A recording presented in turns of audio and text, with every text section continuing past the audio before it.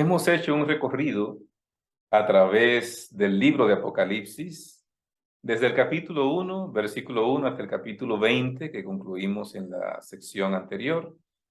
Así que ya llegamos al capítulo 21 de 22 capítulos. Vimos cómo Dios va a extirpar definitivamente el pecado, la existencia del universo, cómo Dios va a destruir al autor del pecado. Ahora, en el capítulo 21, nos narra cómo será la vida a partir de cuando ya no existe pecado. Cómo será la ciudad capital de la tierra nueva. ¿Qué vamos a hacer en la tierra nueva? ¿A qué nos vamos a dedicar? Todos estos detalles son los que quiero que ahora juntos podamos ver en el libro de Apocalipsis, en este capítulo 21. Cielos nuevos, tierra nueva. Así que juntos vamos a estudiar versículo por versículo este capítulo 21. Comencemos. Apocalipsis número 21. Le hemos titulado a este capítulo La Nueva Jerusalén. Y vamos a leer de inmediato Apocalipsis capítulo 21, versículo 1.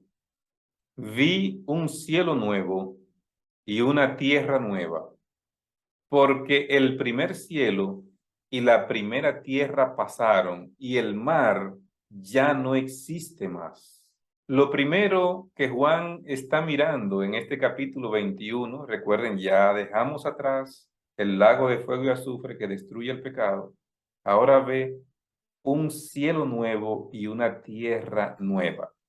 Es el mismo que contempla Isaías cuando nos transmite la promesa divina en Isaías 65:17, que dice: porque he aquí que yo creo cielos nuevos y tierra nueva. O sea, ya el profeta Isaías estaba prefigurando, estaba profetizando, estaba hablando de un cielo nuevo y de una tierra nueva. No habrá más memoria de las cosas primeras, ni vendrán más al pensamiento. ¿Por qué está diciendo el profeta que no habrá memoria de las cosas primeras y no van a venir al pensamiento? Hasta el punto donde estamos mirando el Apocalipsis, hay ciertas situaciones que todavía podemos ver y contemplar, porque estamos viendo cómo se destruye el pecado, cómo se destruye el autor del pecado, pero dentro de ese pecado que se destruye hay muchas personas que conocíamos, posiblemente familia, amigos, compañeros, pero que se negaron a aceptar el ofrecimiento de la gracia del Señor. Y eso va a llegar al pensamiento en ese momento cuando veamos qué está sucediendo. Pero no es un pensamiento que nos va a permanecer indeleblemente en nuestra mente por siempre. Es un pensamiento de tristeza, de dolor, pero Dios va a borrar ese pensamiento negativo posterior. Vamos a ver ahorita en los siguientes versículos que sí hay un momento de tristeza y dolor, pero posterior a ese momento, después de ver la destrucción, entonces el Señor nos va a limpiar nuestras lágrimas y nos va a quitar esos pensamientos negativos pasados para que no sean motivo de dolor, de tristeza y de llanto. El apóstol Pedro también nos habla acerca de lo que el Señor va a hacer con estos cielos y esta tierra, esperando y apresurándoos para la venida del día de Dios, en el cual los cielos encendiéndose serán deshechos y los elementos siendo quemados se fundirán. O sea, ese lago de fuego y azufre que vimos en el capítulo 20, el apóstol Pedro dice: sí, estos cielos nuevos, el apóstol dice, estos cielos se van a encender. ¿Cuáles cielos? Ya hemos dicho que se refiere a la atmósfera que rodea el planeta Tierra, el primer cielo. El segundo cielo es el espacio sideral donde están las galaxias del universo. Y el tercer cielo, según dice Pablo en 2 Corintios 12, es el paraíso de Dios, el trono de Dios. Así que el cielo que se va a encender es el cielo atmosférico, la atmósfera que ha sido contaminada por el hombre como parte de esta tierra. Entonces tiene que Dios destruir no solamente la tierra, sino el cielo atmosférico que rodea este planeta Tierra. Por eso el apóstol Pedro dice, serán deshechos y los elementos siendo quemados se fundirán. Pero nosotros esperamos, según sus promesas, cielos nuevos y tierra nueva, en los cuales mora la justicia. Así que también el apóstol Pedro nos está hablando de cielos nuevos y tierra nueva. Lo dice Isaías, lo dice Pedro, lo dice Juan en el Apocalipsis, que estamos viendo ahora en el capítulo 21. O sea que lo que nos narra Apocalipsis 21 no es nada nuevo. Ya 700 años antes de Cristo, el profeta Isaías estaba hablando de cielos nuevos y tierra nueva. El apóstol Pedro, de igual manera, nos está hablando de esos cielos nuevos y tierra nueva que el Señor va a existir. Pero hay un elemento más en ese primer versículo que vimos, que el mar ya no es. O sea, ese mar como lo conocemos ya no va a existir. Lo que está diciendo Juan, según cita el comentario bíblico adventista en el tomo número 7, es que los cielos, la tierra y los mares ya no existirán como los conocemos ahora.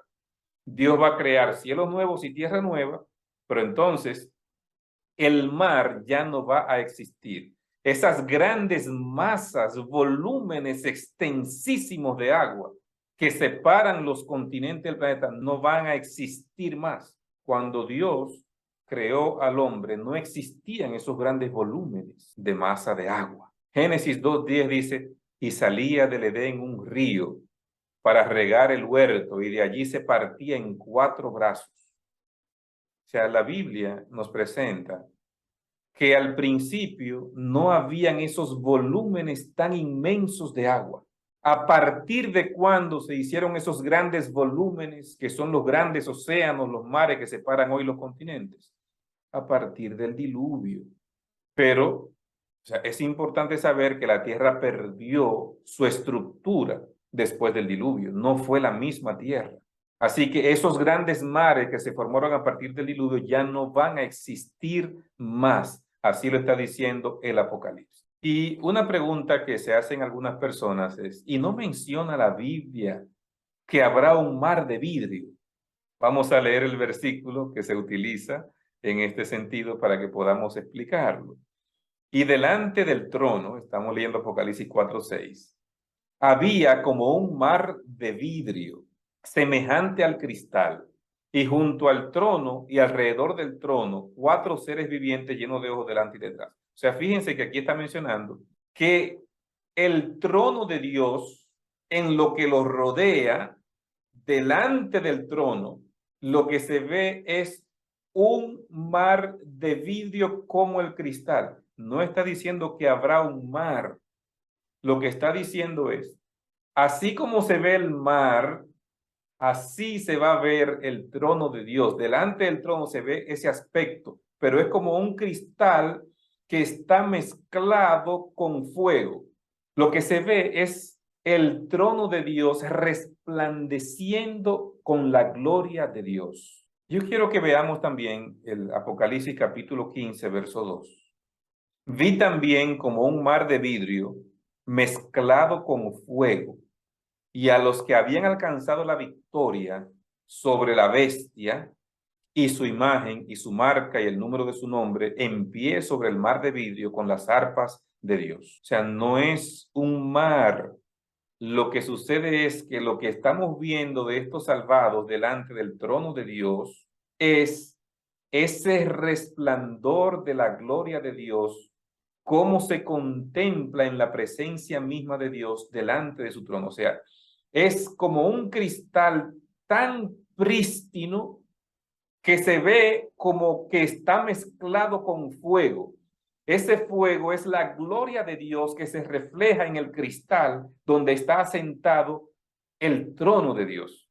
Es lo que está narrando el libro de Apocalipsis. Así que cuando usted vea estos textos, lo que tiene es que ubicarse de inmediato en que no es un mar real. Está haciendo una alusión a cómo se ve ese cristal mezclado con fuego como si fuera un mar. Está hablando es del trono de Dios. Es de eso que está hablando. En los dos versículos es del trono de Dios y los salvados que están en presencia de Dios. Entonces, el vidrio en la antigüedad tenía mucho más valor de lo que tiene hoy. Así que aquí representa la apariencia clara y cristalina de la superficie sobre la cual estaba asentado el trono de Dios. No existirá mar, reitera el libro de Apocalipsis, una vez el Señor haga esta tierra y este cielo atmosférico nuevos una vez más. Así que aclarado esos puntos, vamos a seguir entonces con el versículo número 2. Y yo vi la santa ciudad, la nueva Jerusalén, que descendía del cielo de parte de Dios, preparada como una novia adornada para su esposo. Juan ve la santa ciudad que está descendiendo del cielo. Y dice él, tratando de encontrar una expresión que sea de las cosas más emocionantes en esta tierra, como una novia engalanada para su esposo. Así la compara Juan, ese momento en que se ve la santa ciudad descendiendo, ¿verdad?, a este planeta Tierra. Isaías 52, verso 1 dice, despierta, despierta, vístete de poder, oh Sión, vístete tu ropa hermosa, oh Jerusalén, ciudad santa, porque nunca más vendrá a ti incircunciso ni inmundo. Ese era el ideal que Dios tenía para la ciudad de Jerusalén, que no entrara ninguna cosa incircuncisa o inmunda. Pero tristemente Jerusalén se corrompió. Se corrompió a un punto tal que Jesús dijo acerca de Jerusalén, Jerusalén, Jerusalén, que matas a los profetas y apedreas a los que te son enviados. ¿Cuántas veces quise juntar a tus hijos como la gallina junta sus polluelos debajo de sus alas? Y no quisiste. Sí, eso fue Jerusalén. Se corrompió a un punto tal que asesinaba a los que hablaban en nombre de Dios. Y Jesús habla acerca de esto con vehemencia en este versículo. ¿A dónde cayó Jerusalén? No era el ideal de Dios. Por eso cuando se habla acerca de la nueva Jerusalén, no es la Jerusalén antigua, no es esa Jerusalén, es la que el Señor ha creado como la ciudad capital de la tierra nueva. El Nuevo Testamento describe al pueblo de Dios desde Abraham con su anhelo y el sueño de la ciudad celestial. Sí, hay una ciudad celestial, ya explicamos en el capítulo 20 cuándo es que va a descender y cuándo vamos a entrar a ella, esos detalles ya lo vimos en el capítulo anterior. ¿Qué dice la Biblia de esos grandes héroes desde Abraham en adelante? ¿Qué anhelaban ellos? Hebreos 11:9, por la fe habitó como extranjero en la tierra prometida como en tierra ajena, viviendo en tiendas con Isaac y Jacob, los coherederos de la misma promesa, porque esperaba la ciudad que tiene cimientos, cuyo arquitecto y constructor es Dios. ¿Qué esperaba Abraham? Esperaba la ciudad que tiene fundamentos. Pero ¿cuál es esa ciudad? Está diciendo el libro de Hebreos que esa ciudad es construida por Dios. Esa ciudad ha sido diseñada por Dios y ha sido construida por Dios. ¿Y dónde está la ciudad que Dios diseñó y que Dios construye él mismo? Es la nueva Jerusalén que Dios está construyendo en el cielo. Y esa nueva Jerusalén es la que desciende en ocasión de la tercera venida de Cristo a la tierra. O sea, después de los 1000 años que estudiamos en el capítulo 20, desciende la nueva Jerusalén a esta tierra. Esa nueva Jerusalén se constituye entonces en la ciudad capital de la tierra. Pero el Señor va a recrear esta tierra. El fuego que destruye el pecado purifica la tierra y entonces Dios hace una nueva creación de esta tierra. Y la nueva Jerusalén, que queda aquí ya establecida, se convierte en la capital de la tierra nueva que el Señor ha establecido. Y ya Abraham estaba con la vista puesta en la ciudad cuyo arquitecto y constructor es Dios. En el versículo 13 nos dice, conforme a su fe, murieron todos estos, sin haber recibido el cumplimiento de las promesas. Más bien las miraron de lejos y las saludaron, pero ellos anhelaban una patria mejor, es decir, la celestial. Por eso Dios no se avergüenza de llamarse Dios de ellos, porque les ha preparado una ciudad. Qué interesante el verso 16, porque todos esos héroes de la fe que está mencionando el capítulo 11 estaban esperando la ciudad celestial. Así lo está diciendo el versículo 16. Y el versículo termina diciendo, porque Dios les ha preparado una ciudad. ¿Por qué tiene que tener alguna duda usted cuando la Biblia es tan reiterada en expresar que Dios está haciendo una morada para sus hijos, en que Dios está construyendo una ciudad especial?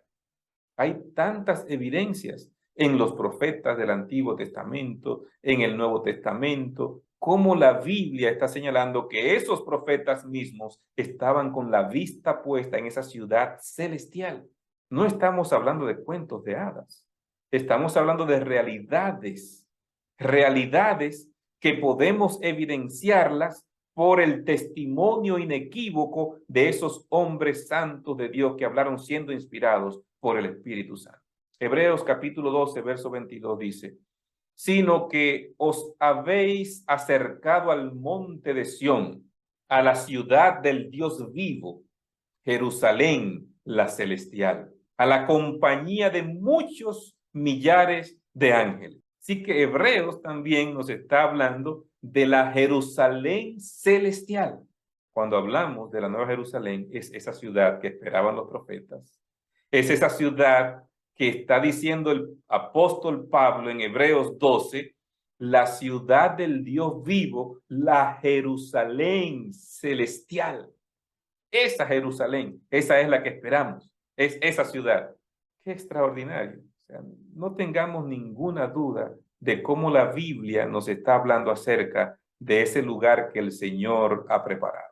Y en el capítulo 13, verso 14, nos dice el apóstol Pablo también, porque no tenemos aquí ciudad permanente, sino que buscamos la porvenir.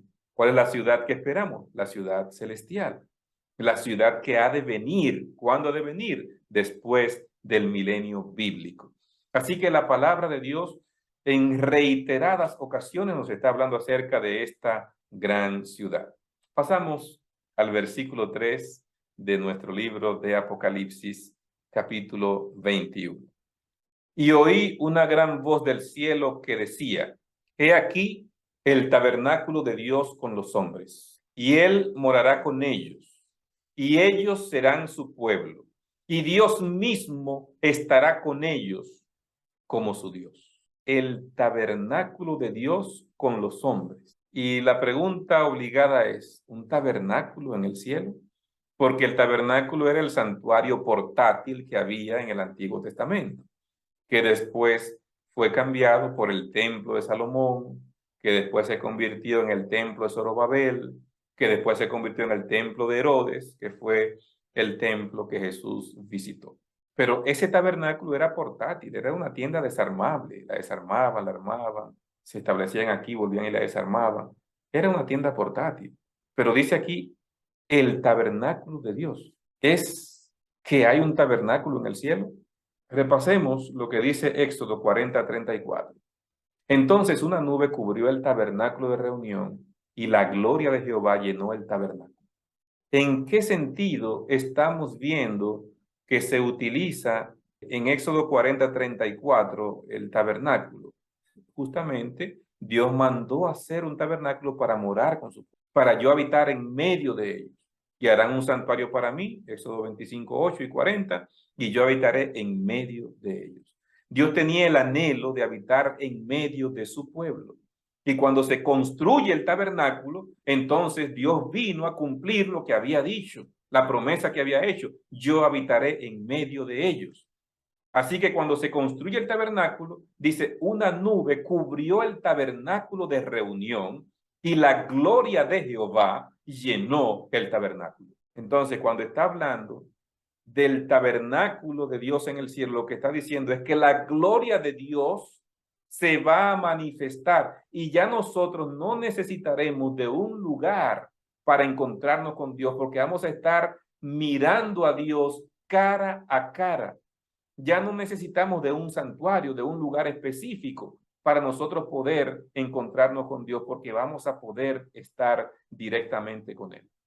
El verso 35 dice, y no podía Moisés entrar en el tabernáculo de reunión, porque la nube estaba sobre él y la gloria de Jehová lo llenaba. O sea, la humanidad pecaminosa todavía que tenía Moisés no le permitía poder entrar cuando se manifestaba la gloria de Dios en el tabernáculo.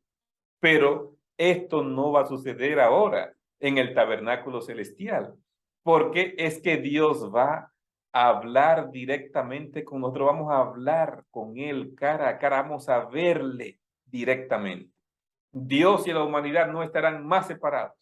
Los redimidos ahora viven en la misma presencia de Dios para siempre y sin barreras. Ya no hay más necesidad de la existencia de un santuario terrenal o celestial para encontrarnos con Dios, porque ya el mismo Dios estará con nosotros. Pasamos al versículo 4. Enjugará Dios toda lágrima de los ojos de ellos, y ya no habrá muerte, ni habrá más llanto, ni clamor, ni dolor, porque las primeras cosas pasaron. Lo que decíamos ahorita es este versículo 4. Tendremos tristeza en el momento que veamos que se está destruyendo el pecado. Claro que habrá tristeza, porque hay familias, hay amigos, hay personas conocidas, cercanos a nosotros, que tristemente van a perecer en el lago de fuego y azufre. Pero esa tristeza, el Señor la va a enjugar, la va a eliminar. Dice, enjugará Dios toda lágrima de los ojos de ellos. O sea, se van a producir lágrimas. ¿Y en qué contexto se van a producir las lágrimas cuando estamos viendo la Nueva Jerusalén? En el contexto de la destrucción de los impíos. Vimos que los impíos se destruyen. Ya estudiamos eso en el capítulo 20. Entonces, eso va a traer un dolor, un llanto, un clamor. No es solamente lágrimas que ruedan, clamor. Va a haber llanto y clamor. Y el llanto es audible. Y el clamor es audible. Entonces, esas cosas, ¿qué la va a producir? La va a producir el ver a nuestras personas cercanas que tristemente perecieron, y aún a los que no son cercanos. Cuando vemos que una persona perece, que una persona muere de alguna manera, aunque yo no lo conozca, mi corazón se enternece y se remueve lo más profundo de mi ser. Hay cosas que uno no puede ni verlas, aunque usted no conozca a la persona. Entonces, el ver esto nos va a producir dolor, llanto, clamor. Pero ¿qué dice el Dios? Dios dice, enjugaré toda lágrima de los ojos de ellos. Dios va a quitar la tristeza. Y por eso es que leímos ahorita que no vendrá más al pensamiento las primeras cosas. Después que pase ese momento, entonces el Señor va a eliminar todo ese recuerdo que nos pueda traer tristeza, que nos pueda traer dolor, que nos pueda traer llanto. Primera de Corintios 15:26 nos reitera lo mismo que decía el versículo 4, tampoco habrá muerte. Y el postrer enemigo que será destruido es la muerte. O sea, el verso 4 también dice, no habrá más muerte. La muerte que trajo esa tristeza, ese dolor, ese llanto, al ver que murieron esas personas y que fueron finalmente destruidos, en el versículo 4, y lo dice Pablo ahora en 1 Corintios, que el postrer enemigo que será destruido es la muerte. La muerte. Ya no habrá muerte. Hermanos, ¿y qué noticia extraordinaria es esta? Es una noticia para nosotros dar brincos de alegría, que no habrá muerte. La muerte ha venido como la paga del pecado. La muerte física que vemos a diario ha venido como consecuencia del pecado, pero la muerte segunda viene como la paga final del pecado. Pero Dios asegura que ya no habrá muerte. Y qué grande es Dios. Y qué misericordioso es Dios. Y qué bueno tener la promesa que nos hace Apocalipsis 21:4. Ya no habrá muerte que nos separe. Ya no habrá muerte que interrumpa el plan de Dios. Ya no habrá muerte que va a traer tristeza, dolor, llanto, clamor. No. todo eso va a quedar atrás porque Dios va a extirpar la muerte. Isaías, capítulo 60, verso 18, nos dice: nunca más se oirá de violencia en tu tierra, ni de destrucción y ruina en tus territorios. Entonces, el lobo habitará con el cordero, y el leopardo se recostará con el cabrito, y un niño pequeño los conducirá. Qué bonito lo que nos está narrando Isaías, hablando de ese lugar ideal que Dios prepara para sus hijos. Está diciendo cómo será el estilo de vida. Si hoy vemos un león con el cordero, sería su desayuno, ¿verdad? Pero está diciendo la Biblia que ya las bestias salvajes no van a tener que matar a otras bestias para alimentarse. No vamos a ver esa violencia en los animales. Ya no serán salvajes los animales como los conocemos hoy. Y por eso dice que un niño los conducirá. Pero si queremos ver otros ejemplos claros de la Biblia, de lo que narra Apocalipsis 21:4, ningún morador dirá: estoy enfermo. Ya no habrá enfermedad. Entonces serán abiertos los ojos de los ciegos y los oídos de los sordos se destaparán y cantará la lengua del mudo. Entonces el cojo saltará como un venado. ¿Qué es lo que está diciendo el profeta Isaías? No habrá ninguna enfermedad que nos traiga tristeza, que nos traiga dolor, que traiga conflicto. No, eso no existirá. Porque cuando el Señor nos transforme, vamos a tener el mismo cuerpo de Jesucristo glorificado. Así lo dice el apóstol Pablo. Así, hermanos, que ya no habrá llanto, no habrá muerte, no habrá enfermedad, ninguna situación que pueda producir tristeza o dolor. Dios extirpará todo eso definitivamente de la existencia del universo. El versículo 5 nos dice: y el que estaba sentado en el trono dijo: he aquí, yo hago nuevas todas las cosas. Y me dijo: escribe, porque estas palabras son fieles y verdaderas. Yo hago nuevas todas las cosas. Cielos nuevos, tierra nueva. Ya no tendremos un cuerpo frágil, tendremos un cuerpo perfecto, como cuando salimos de las manos del Creador, cuando Adán fue creado. Verso 6, y me dijo: hecho está. Yo soy el alfa y la omega, el principio y el fin. Al que tuviere sed, yo le daré gratuitamente de la fuente del agua de la vida. El alfa y la omega, está diciendo el versículo. La primera y la última letra del alfabeto griego. Cristo está diciendo: yo soy el primero y el último. Lo reitera el versículo, ¿verdad? El principio y el fin. Entonces, hace una invitación el Señor en este versículo: al que tuviere sed, yo le daré gratuitamente de la fuente del agua de vida. ¿Recuerdan lo que Jesús le dijo a la mujer samaritana? El que bebe de esta agua no volverá a tener sed. ¿Qué es beber de esa agua? Es aceptar a Cristo como Señor y Salvador. Y ese ofrecimiento de la gracia de Cristo está abierto para nosotros. El que venciere heredará todas las cosas, y yo seré su Dios y él será mi hijo. Aquí hay una promesa gloriosa de victoria. ¿Cómo vencemos? ¿Por lo fuerte que yo soy? ¿Por lo especial? ¿Por lo inteligente? No. Vencemos porque nos sometemos al Señor. Vencemos porque nos colocamos toda la armadura de Dios para poder resistir contra las acechanzas del enemigo. Vencemos porque ya Cristo obtuvo la victoria y la victoria de Cristo es mi victoria. Así que el que venciere heredará todas las cosas. En Cristo Jesús ya somos más que vencedores. Así lo reitera la palabra inspirada.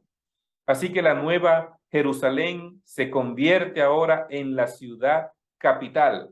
Y dice la Biblia: quienes no podrán entrar en esta ciudad de la nueva Jerusalén.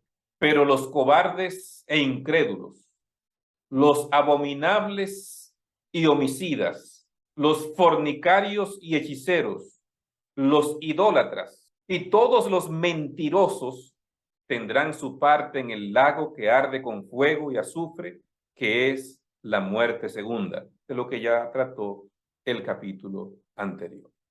Así que aquí está mencionando los cobardes, esos que tienen miedo de testificar de su fe en Cristo, los que tienen temor de decir abiertamente que quieren aceptar a Cristo como Señor y Salvador, los incrédulos, aquellos que no quieren creer, los abominables, los que el Señor detesta, los homicidas, los fornicarios, hechiceros, idólatras, los mentirosos, todos esos que han seguido ese sendero, tristemente tendrán que ir a ese lago de fuego. Allí es que Dios destruye el pecado.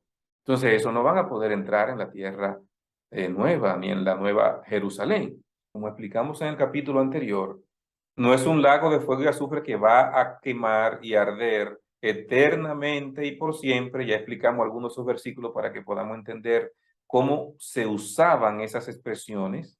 Y es que el uso de por los siglos de los siglos, o rey para siempre vive, o para siempre jamás, eran expresiones que se utilizaban, pero no indicando una eternidad, sino mientras la persona estuviera viva, que tuviera larga vida, era lo que se deseaba. Entonces, ya esos textos han sido explicados en el capítulo 20, no vamos a entrar en ellos, pero la Biblia sí habla de un lago de fuego y azufre que va a destruir el pecado y el autor del pecado, pero hasta destruirlos, hasta convertirlos en ceniza.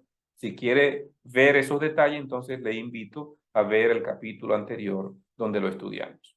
Pasamos al verso número 9 del capítulo 21 que estamos estudiando.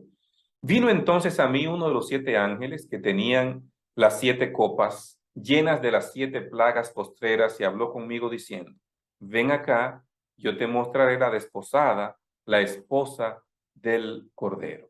Así que uno de esos ángeles que ya se vio en el capítulo 15 y 16, viene y dice, y me llevó en el espíritu a un monte grande y alto, y me mostró la gran ciudad santa de Jerusalén que descendía del cielo de Dios. Así que en visión, Juan está contemplando ahora la nueva Jerusalén, la santa ciudad de Dios. Y él ve que desciende del cielo de Dios. Es lo que vimos en el versículo 1, ¿verdad? Que se ve a la nueva Jerusalén descender. Dice más, el verso siguiente, teniendo la gloria de Dios y su fulgor era semejante al de una piedra preciosísima, como piedra de jaspe, diáfana como el cristal. Así que esta santa ciudad, la ciudad de Dios, la nueva Jerusalén, empieza ahora a ser descrita de una manera muy vívida. Está diciendo, lo primero que dice, mira, esta ciudad es semejante a una piedra preciosísima, como el jaspe, que se ve resplandeciente así, diáfana como el cristal. Así comienza describiendo a la nueva Jerusalén. Hermanos, qué interesante, ¿verdad? Lo que la Biblia dice acerca de la nueva Jerusalén. Cómo Dios promete a sus seguidores. Jesús hizo una promesa de construcción de una ciudad. Vamos a leerlo en el Evangelio según San Juan, capítulo 14. En la casa de mi Padre muchas moradas hay, de otra manera os lo hubiera dicho. Y si voy y os preparo lugar, vendré otra vez y os tomaré conmigo para que donde yo esté, vosotros también estéis. O sea, Cristo fue a preparar un lugar. ¿Qué lugar? La Nueva Jerusalén, la ciudad de Dios. Y esa ciudad es donde Él mora y esa ciudad es la que va a venir. Y vamos a estar junto con Cristo porque vamos a entrar en la santa ciudad juntamente con Cristo. O sea, ya nada nos podrá separar de Cristo. Vamos a seguir la descripción de esta ciudad que Cristo fue a preparar. Verso 12. Tenía un muro grande y alto, con 12 puertas, y en las puertas 12 ángeles, y nombres inscritos que son los de las 12 tribus de los hijos de Israel. Así que, conforme a las ciudades, como se conocían en el Antiguo Testamento y todavía en el Nuevo Testamento, eran ciudades amuralladas. Así que cuando se le muestra a Juan esta ciudad, se muestra de la misma manera como eran las ciudades que se conocían en ese entonces, con grandes murallas. Un muro grande. 12 puertas, no una puerta, 12 puertas. Y en las puertas 12 ángeles y los nombres de las 12 tribus de los hijos de Israel. Así que recuerden, las 12 tribus es una representación del pueblo de Dios en el Antiguo Testamento. Pero sigue diciendo el verso 13, al oriente 3 puertas, al norte 3 puertas, al sur 3 puertas, al occidente 3 puertas. Y el muro de la ciudad tenía 12 cimientos, y sobre ellos los 12 nombres de los 12 apóstoles del Cordero. Así que no aparecen solo las 12 tribus, también aparecen los 12 apóstoles, porque los 12 apóstoles son un símbolo del pueblo de Dios en el Nuevo Testamento. Así que en la Nueva Jerusalén, en la ciudad de Dios, está representado el pueblo de Dios con los nombres de las 12 tribus, el pueblo de Dios en el Antiguo Testamento, y los nombres de los 12 apóstoles, símbolo del pueblo de Dios en el Nuevo Testamento. Qué bonita simbología y representación está teniendo allí en la Nueva Jerusalén todo el pueblo de Dios. El que hablaba conmigo tenía una caña de medir, de oro, para medir la ciudad, sus puertas y su muro. La ciudad se hallaba establecida en cuadro y su longitud es igual a su anchura. Esto es muy importante para que podamos tener una idea de cómo es la ciudad. Fíjense los detalles que nos va dando. Dice, es un cuadrado, es un cuadrado. La longitud, lo que tiene de largo, es lo mismo que tiene de ancho. Y él midió la ciudad con la caña, 12,000 estadios. La longitud, la altura y la anchura de ella son iguales. Y aquí está la clave, porque es muy importante lo que está diciendo el verso 16. Lo que tiene de largo, tiene de ancho y tiene de alto. La mayoría de las personas que pintan la Nueva Jerusalén no la pintan con la altura proporcional como describe Apocalipsis 21. Porque lo que está diciendo este versículo es que lo mismo que tiene de largo, que son 12,000 estadios, ahí dice la longitud, es lo mismo que tiene de ancho y lo mismo que tiene de alto. Entonces, es una ciudad con edificios. Va a haber grandes edificios en la ciudad por la altura que está representando aquí que va a tener la ciudad. Dice el texto que son 12,000 estadios. Un estadio tenía unos 185 metros o unos 606 pies de largo. Así que 12,000 estadios son aproximadamente 2,200 kilómetros. 2,200 kilómetros de largo, 2,200 kilómetros de ancho, 2,200 kilómetros de alto. Eso es lo que está diciendo Apocalipsis 21:16. No tenemos que estar inventando nada. El texto es claro en lo que está diciendo. Así que lo que estamos viendo de la ciudad es una ciudad que va proporcional entre la longitud, la anchura y la altura. ¿Cuán grande es la ciudad? Bueno, más o menos para que tengamos una idea, es más o menos como Colombia. Si tomamos el país de Colombia, más o menos sería en cuanto a lo ancho y lo largo, sería más o menos la Nueva Jerusalén. Pero en cuanto a lo alto, ya imagínense entonces 2,200 kilómetros hacia arriba.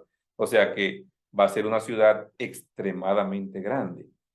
Y algunos matemáticos se han puesto a calcular como cuántas personas caben en la santa ciudad. Los estudiosos que han hecho cálculos estiman que allí van a haber más o menos, pueden caber en esa ciudad cerca de 100,000 millones de personas. Y uno dice, wow, pero tanta gente. Pero el mundo solo tiene 7,500 millones de personas. Y entonces, ¿por qué tanta gente? Bueno, esos son los que están vivos ahora. ¿Para cuántas personas han vivido a través de la historia de la existencia de este planeta? Si nosotros sumamos toda esa cantidad de personas que han vivido en este planeta, entonces estamos hablando de que han vivido mucho más de 100,000 millones de personas en este planeta. Mucho más de 100,000 millones han vivido.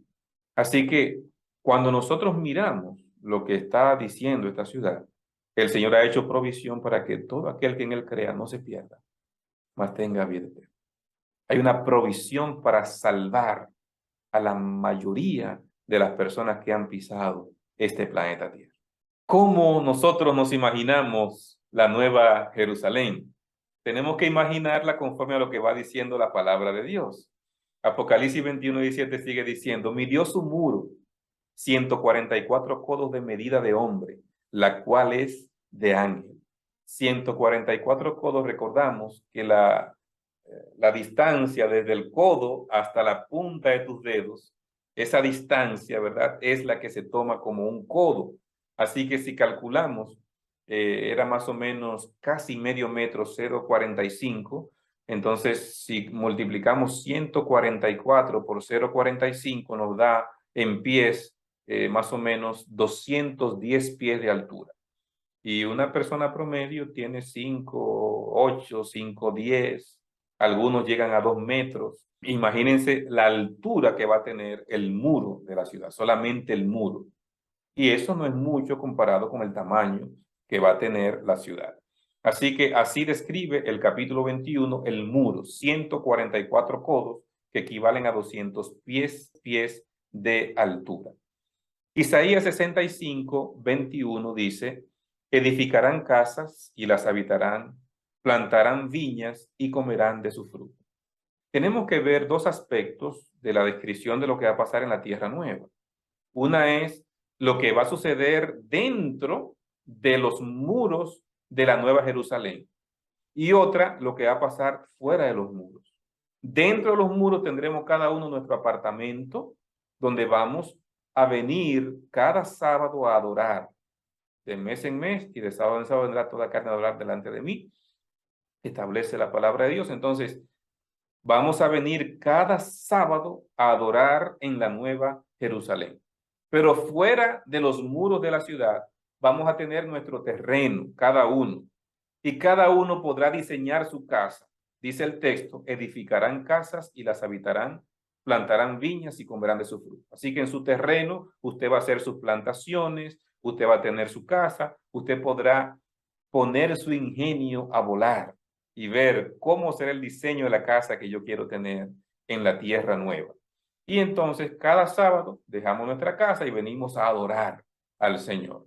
Apocalipsis 21:18 nos dice, el material de su muro era de jaspe, pero la ciudad era de oro puro, semejante al vidrio limpio.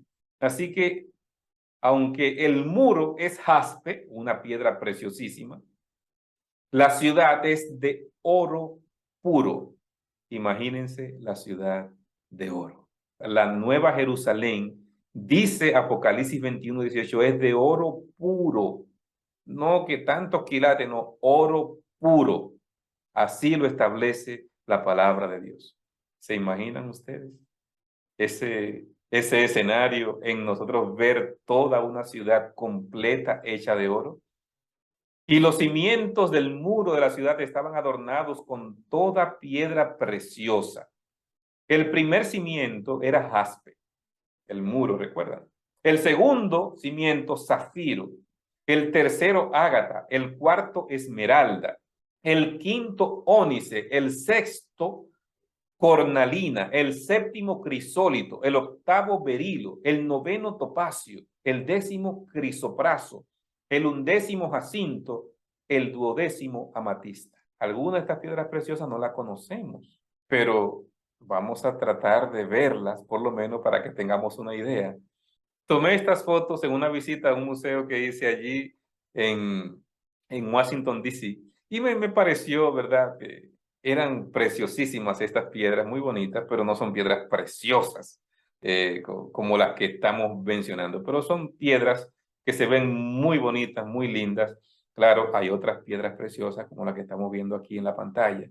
Aquí aparecen algunas piedras que usted las ve por fuera de una manera, pero cuando las abre, se ven completamente diferentes, tienen todo un esplendor por dentro, ¿verdad?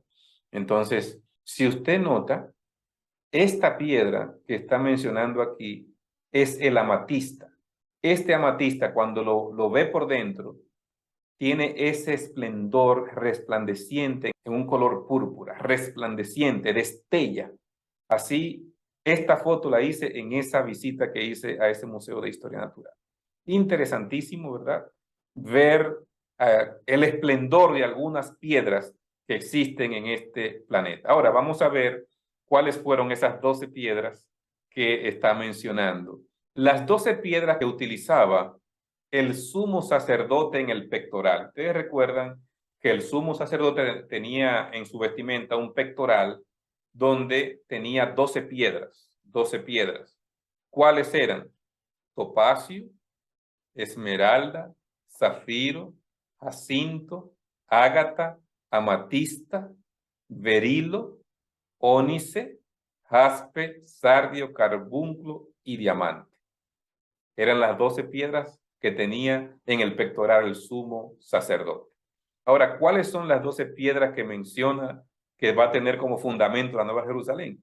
Las 12 piedras van a ser el topacio, la esmeralda, el zafiro, el jacinto, ágata, amatista, berilo, ónice, jaspe, cornalina, crisólito y crisopraso.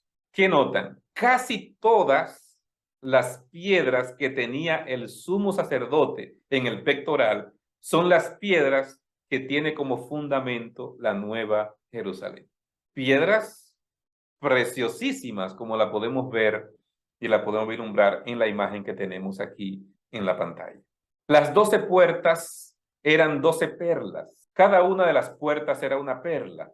Y la calle de la ciudad era de oro puro, transparente como vidrio. No solamente la construcción de la ciudad es de oro puro, está diciendo que las calles de la ciudad también son de oro puro, transparente como el vidrio. Así que las puertas son perlas. Imagínense una perla de un tamaño gigante moviéndose, cerrando y abriendo para entrar por cada una de las 12 puertas. Pero imagínense también las calles de oro, todas de cristal. Imagínese usted caminando por las calles de oro de la Nueva Jerusalén, con un oro transparente que usted puede verse, porque dice que es como el cristal, del resplandor que tiene ese oro, cómo usted lo contempla. Yo me pongo a pensar, hermanos, lo que Dios nos promete es real. Dios prometió que Jesús iba a venir como el Mesías y vino como el Mesías, que iba a morir en otro lugar y murió en otro lugar. Pero después de Cristo morir, resucitó, ascendió al cielo, donde está intercediendo por nosotros. Él prometió volver por segunda vez. Ya muy pronto se va a cumplir ese momento en que Cristo volverá por segunda vez. Mis amados, ¿qué cosas de esta tierra pueden ser más trascendentes que el ofrecimiento de la gracia de Dios para nosotros? Porque lo que Dios quiere es restaurar el orden que Él estableció al principio antes que el pecado entrara. Pero lo va a hacer solamente en aquellos que quieran amarlo y servirle y vivir para Él. Lo que el Señor nos ofrece no tiene comparación con nada. Nada de este mundo puede compararse con el ofrecimiento de lo que el Señor nos está haciendo en su palabra. Pasamos al verso 22. Y no vi en ella templo, porque el Señor Dios Todopoderoso es el templo de ella y el Cordero. Así que no vi templo, porque ¿para qué era el templo? Para Dios venir y encontrarse con su pueblo. Pero ahora Dios mora allí, allí está el trono de Dios. Entonces no se necesita un templo para encontrarnos con Dios porque vamos a ir directamente a hablar con Dios en su trono, cara a cara. Así lo establece la palabra de Dios.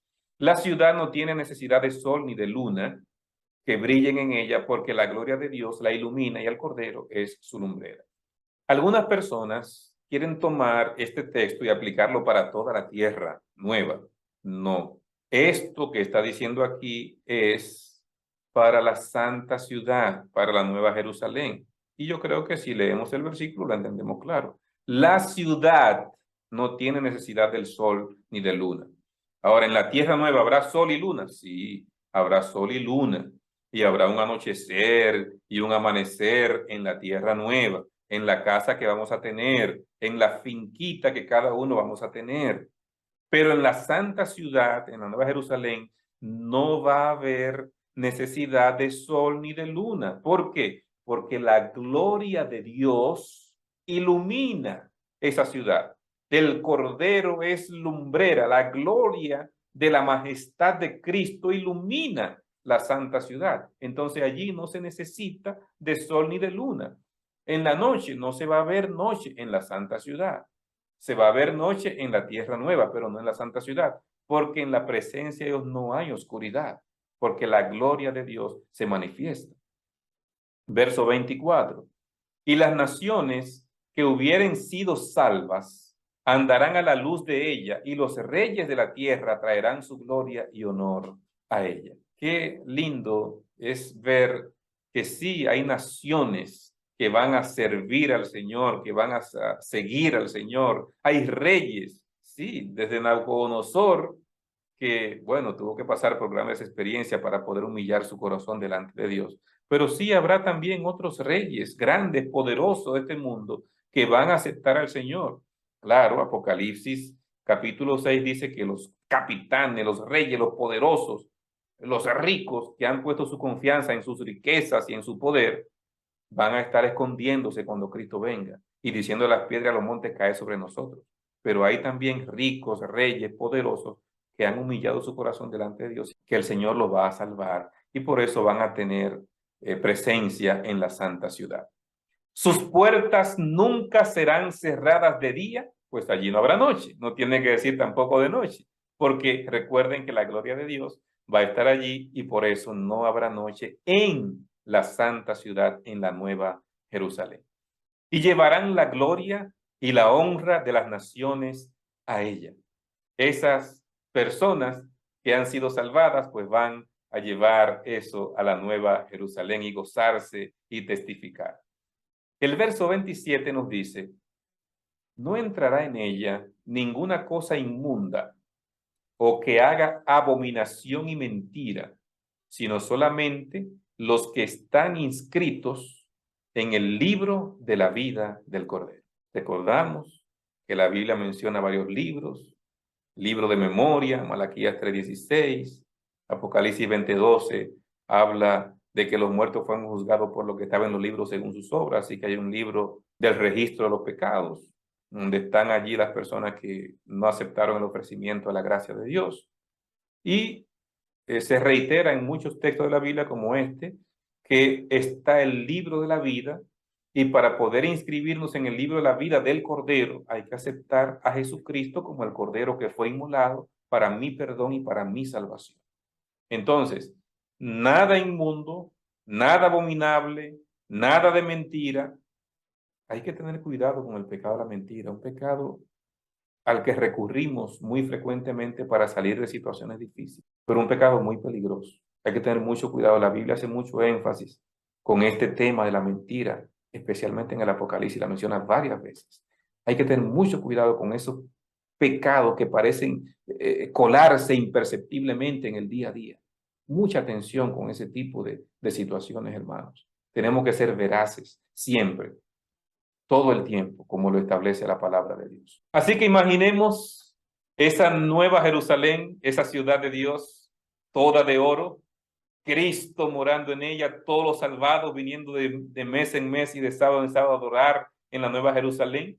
Isaías 66 nos dice, porque como permanecerán delante de mí los cielos nuevos y la tierra nueva que yo haré, así permanecerá vuestra descendencia y vuestro nombre. ¿Quién firma? Jehová. Ahí dice claramente el texto bíblico. El Señor está diciendo cielos nuevos y tierra nueva. Ahora, el verso 23 al que he hecho alusión, aquí está. Isaías 66:23. Sucederá que de mes en mes y de sábado en sábado vendrá todo mortal para postrarse delante de mí. ¿Quién dijo? Jehová. Está claro, hermano. La Biblia es suficientemente clara. Cada sábado vamos a ir a encontrarnos con el Señor para adorarlo. En el día que el Señor, como dice Génesis, antes que existiera alguna nación, apenas saliendo el hombre a la mano del Creador, ya Génesis decía que el Señor reposó el sábado, bendijo el sábado y lo santificó.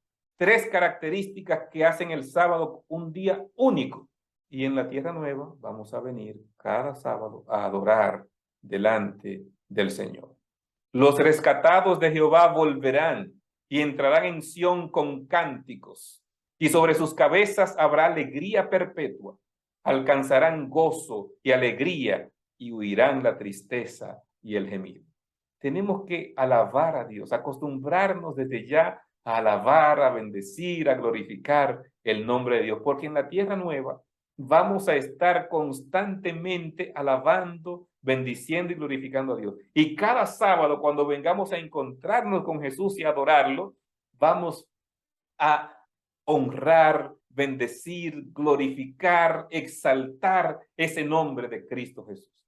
Mis amados, ¿qué cosa esta tierra puede ser más trascendente que nosotros vivir ese ofrecimiento que el Señor nos hace para restaurar lo que el pecado dañó? Eso que el pecado laceró, destruyó, dañó, el Señor lo va a restaurar, cielos nuevos, tierra nueva, la santa ciudad, la nueva Jerusalén, donde vamos a estar morando con el Señor y desde donde vamos a viajar a otros mundos donde el pecado no entró. Sí, hay otras galaxias donde hay otros planetas, donde hay vida, donde el pecado fue rechazado. Primeros escritos en varios textos nos habla acerca de esto. Nosotros vamos a poder viajar a testificar ante el universo de cómo el Señor nos redimió del pecado, de cómo el Señor nos purificó, de cómo el Señor nos salvó. Y quiero terminar este estudio con 1 Corintios 2, 9 y 10. El apóstol Pablo nos dice, cosas que ojo no vio, ni oído yo, que ni han surgido en el corazón del hombre, son las que Dios ha preparado para los que le aman. ¿Cómo son las cosas que Dios ha hecho? Ni siquiera el hombre se las puede imaginar. No, el hombre no puede imaginarse lo que Dios ha preparado para nosotros.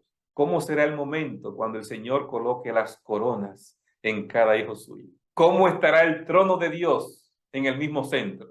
¿Y cómo estarán todos los salvados allí reunidos, congregados? Los 144,000 más cerca, después toda nación, tribu, lengua y pueblo de los que aceptaron y sirvieron al Señor. Vamos a estar allí en esa ceremonia inaugural, recibiendo cada quien la corona de vida eterna. Mis amados, lo que el Señor nos ofrece no tiene comparación. Si por algún descuido espiritual nosotros hemos flaqueado y hemos caído, estamos a tiempo de nosotros levantarnos y volver a encaminarnos en el sendero de la justicia, de la verdad y de la salvación. Si por alguna razón todavía no has aceptado el ofrecimiento de la gracia de Cristo, el Señor te invita hoy a que tu nombre se inscriba en el libro de la vida del Cordero. Aceptar el ofrecimiento de su misericordia, de su gracia, de su amor. He aquí yo estoy a la puerta y llamo, si alguno oye mi voz y abre la puerta, yo entraré a él, cenaré con él y él conmigo. El Señor nos invita, mientras hay gracia y oportunidad, para que podamos disfrutar de este ofrecimiento de su gracia, de su bondad, de su amor, de su misericordia. Sirvámosle a Dios, aceptemos al Señor, vivamos para Él.